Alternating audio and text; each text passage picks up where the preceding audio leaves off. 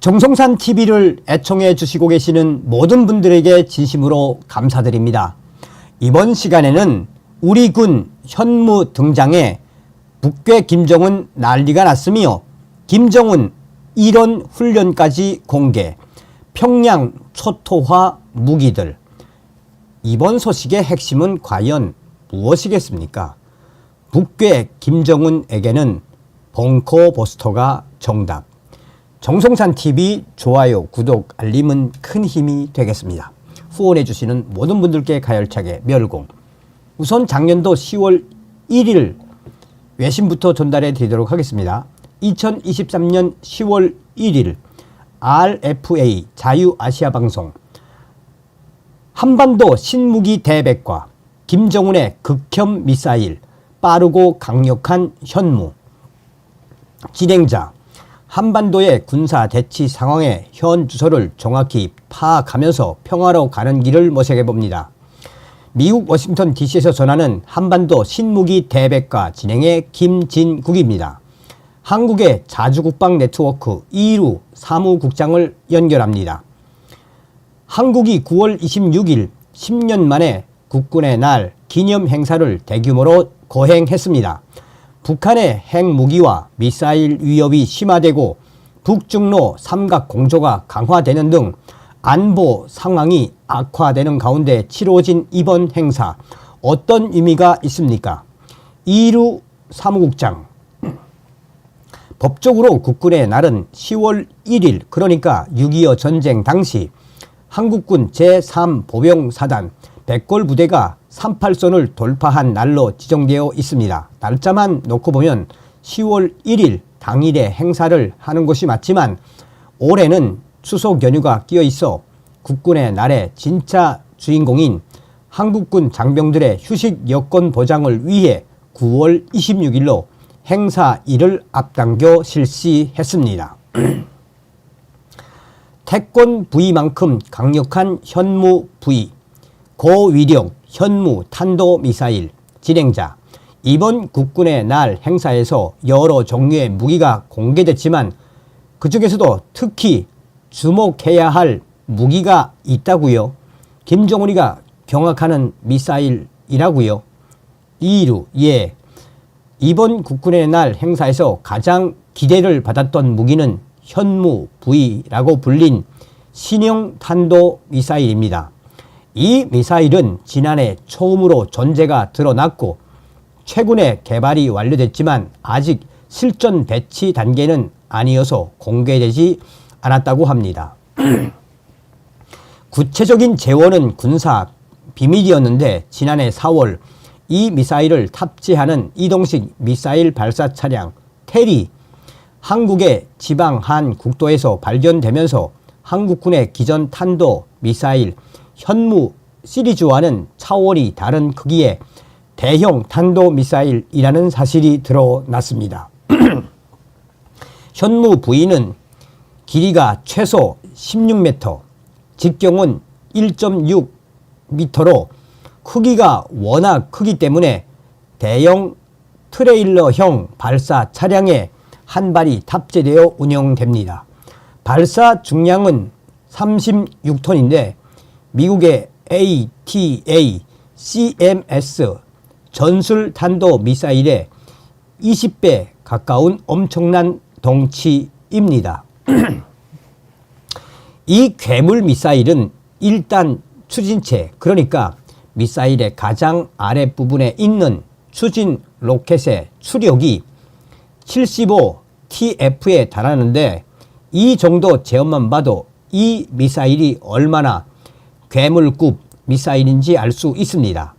현무 V는 북한만 겨냥한 탄도미사일처럼 보이지만 그 크기와 추진체 추력은 미국의 대륙간 탄도미사일인 미니트맨 3에 필적합니다.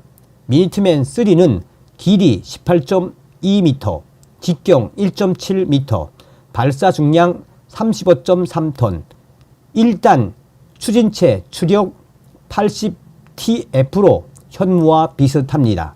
그렇다면 한국이 미니트맨 3처럼 대륙간 탄도미사일을 만드는 만드는 것이냐, 이런 의문이 생길 수 있는데, 한국이 이런 미사일을 만든 이유는 사거리를 늘려 멀리 있는 외국을 공격하기 위함이 아니라 탑재 증량을 극단적으로 높여 파괴력을 최대치로 끌어올리기 위한 것입니다. 이 미사일은 사거리를 300km, 즉 평양 정도를 타격하는 용도로 줄였을 때 탄두 증량을 일반적인 탄도 미사일의 10배가 넘는 10배가 넘는 8톤으로 올릴 수 있고, 북한 전역을 타격할 수 있는 600km 정도로 사거리를 설정하면 탄두 증량을 6톤으로 만들 수 있습니다. 탄두 증량을 일반적인 탄도 미사일 수준인 1톤으로 줄이면 중국 주요 도시 대부분을 타격할 수 있는 3,000km급까지 사거리가 늘어납니다. 이 미사일이 평양을 타격한다고 가정했을 때에 어느 정도 위력과 정밀도를 보이는지는 지난 2021년부터 몇 차례 실시된 실사격 실험 결과가 국회 국방위원회를 통해 공개됐기 때문에 추정이 가능합니다. 이 괴물 미사일은 제주 인근에서 발사돼 해상에 설정된 표적에 3m 오차로 명중했는데, 당시 파도와 바람이 대단히 심한 악천후였음에도 이 정도 정밀도가 나와 개발진도 깜짝 놀랐습니다. 미사일은 음속의 10배, 시속 12,000km가 넘는 속도로 표적에 내리꽂혔는데, 미사일의 체적과 탄두 중량, 속도와 낙하 거리를 감안하면 작은 운석이 떨어지는 것과 비슷한 엄청난 위력을 발휘합니다.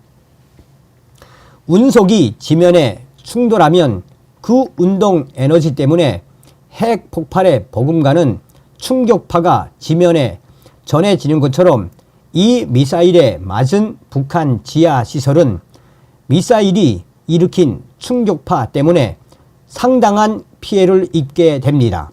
물론 북한의 지하 지휘 시설은 100m에서 150m 이상 파고 들어가 있기 때문에 한국군은 이 시설을 무너뜨리기 위해 대량의 현무 부위를 한 지점에 집중적으로 발사할 것이고, 북한의 지하 벙커는 누적된 충격파를 견디지 못하고 결국 붕괴될 것입니다. 북한 김정은 입장에서는 가장 두려운 무기가 될 것입니다. 핵만큼 센 한국군 비장의 무기 쏟아진다. 진행자: 북한 지도부가 들으면 그야말로 청천벽력 같은 소리인데, 한국이 준비하고 있는 것이 현무 부위 하나가 아니라고요. 이루: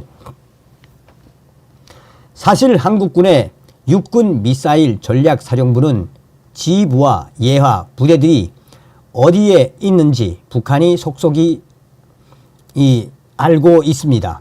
한국에서 미사일 전략사 예하 부대들의 위치는 군사 비밀이지만 이미 상당수 민간인들이 부대 위치를 알고 있는 것만 봐도 북한이 이 부대들의 위치를 모를 리 없습니다.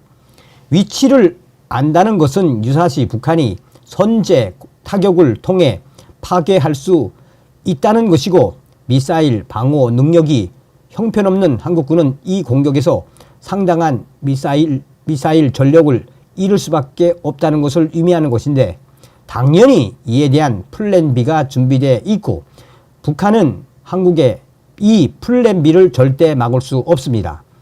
한국은 2020년대 후반까지 합동 화력함이라는 이름의 군함 3척을 도입할 예정입니다. 스텔스 설계를 채택하고 전기 추진 방식을 도입해 레이더나 소나로 탐지하기 매우 어려운 이 군함은 8,000톤 정도의 크기를 가지고 있는데, 무려 90기나 되는 미사일 발사관을 탑재한 괴물로 설계되었습니다. 이 미사일 발사관은 순항 미사일을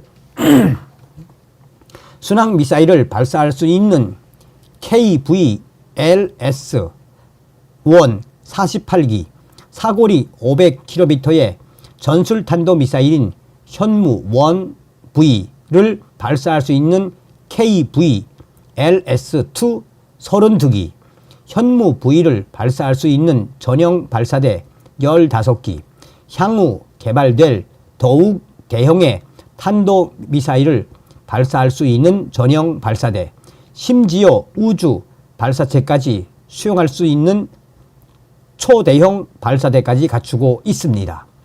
이 배는 일단 출항하면 어디에 있는지 북한은 알 방법이 없습니다.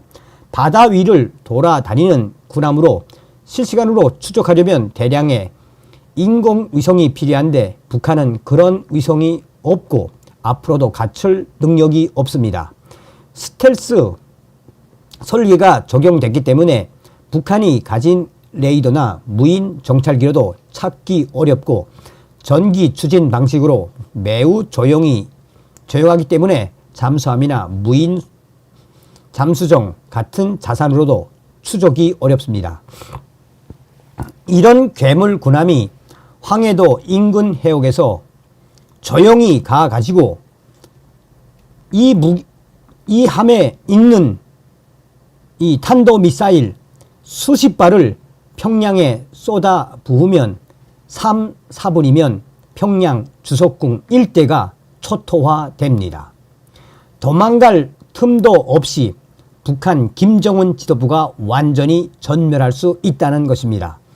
한국은 이와 별개로 현무 1V4 잠수함 발사 탄도미사일을 탑재하는 중형 잠수함들을 실전에 배치하고 있고 이 숫자는 점점 늘어날 예정입니다. 북한이 도발 징후를 보이고 한국군 통수권자가 결심만 하면 북한 노동당사와 김정은의 15호 간조가 있는 평양 중심부는 수십 발의 운석 세례를 맞은 것처럼 지상부터 지하까지 초토화될 것입니다.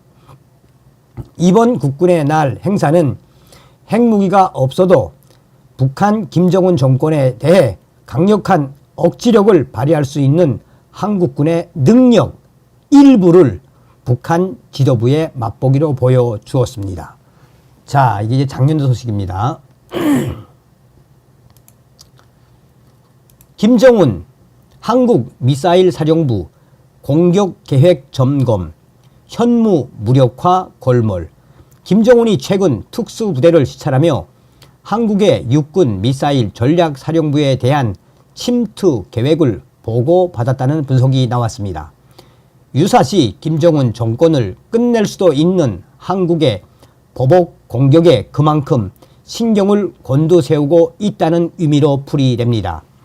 북한 전문 매체 NK뉴스는 20일 김정은이 지난 11일 특수작전 무력 훈련 기지를 시찰하면서 한국군 미사일 전략사령부 한국군 미사일 전략사 침투와 관련된 특수부대의 훈련 상황을 점검한 것으로 보인다고 밝혔습니다. 조선중앙통신이 지난 13일 공개한 사진을 보면 북한군 관계자는 화면에 담긴 미사일 전략사의 위성 사진을 가리키며 보고하고 있고 김정은은 뒷짐을 진 채 이를 진지하게 경청하고 있습니다. NK뉴스는 전체적으로 흐릿한 화질에서도 도로와 건물 윤곽이 비교적 뚜렷이 드러났다며 구글 어스 등 위성 사진과 비교한 결과 강원도 원주의 미사일 전략 사령부의 이미지와 일치했다라고 설명했습니다. 해당 위성의 이미지는 2020년 말에서 2021년 중반 사이에 촬영된 것으로 추정됩니다. 즉 지난해 11월 발사된 북한 군사 정찰 위성의 전성 사진으로는 보기 어렵다는 게 NK뉴스의 평가입니다. 김정은은 같은 날 특수부대의 사격과 격투, 훈련 등도 참관했습니다. 전쟁 발발 시 한국군의 미사일 전략사령부에 대한 특수부대의 기습을 우선 과제로 고려하고 있는 것일 수도 있다라고 전문가들은 말했습니다. 그만큼 김정은이가 한국의 현무 미사일 사령부의 존재를 매우 두려워하고 있다는 뜻으로 읽힙니다. 실제 미사일 전략사는 한국형 3축 체계 가운데 대량 응징 보복 공격의 핵심인 현무 계열 미사일을 운용하는 부대로 작전적 가치가 상당합니다. 특히 고위력 현무의 탄두 중량은 전 세계 재래식 미사일을 통틀어 최대급인 8톤 이상으로 지하 100m 이상 깊이에 자리한 벙커에도 직접 타격이 가능한 것으로 평가받고 있습니다. 전술 핵의 보급가는 파괴력으로 김정은의 은신처를 직접 겨냥하는 셈입니다. 이 때문에 군 당국은 북한 정권에 대한 경고 수위를 높일 때 현무를 등장시키곤 했습니다. 한미 핵협의그룹 NCG 대표단이 지난 6월 11일 미사일 전략사를 방문하면서 현무 앞에서 기념 사진을 찍은 사례가 대표적입니다. 국방부는 이때 한미 핵협의그룹 NCG의 핵심 과업인 한미 핵 재래식 통합 CNI에 기여할 한국 측 첨단 재래식 능력을 현장에서 직접 확인하기 위한 것이라며 북한의 핵 미사일 위협을 제거하기 위해 한국 측 능력을 활용하는 방안을 논의했다라고 설명했습니다. 군 당국은 지난해 9월 26일 국군의 날 시가 행진에서는 현무를 처음으로 일반에 공개하기도 했습니다. 당시 군 관계자는 은밀하게 개발이 진행되는 무기임에도 과감히 공개를 결정한 데는 북한 김정은 정권을 향해 공포감을 심어주려는 위도라고 의미를 부여했습니다. 군 당국은 지난해에 이어 오는 10월 1일 국군의 날에도 현무4 개량형 또는 현무5로 불리는 고위력 지대지 탄도미사일을 공개하는 방안을 검토하고 있습니다. 다음 시간에 뵙겠습니다. 멸공.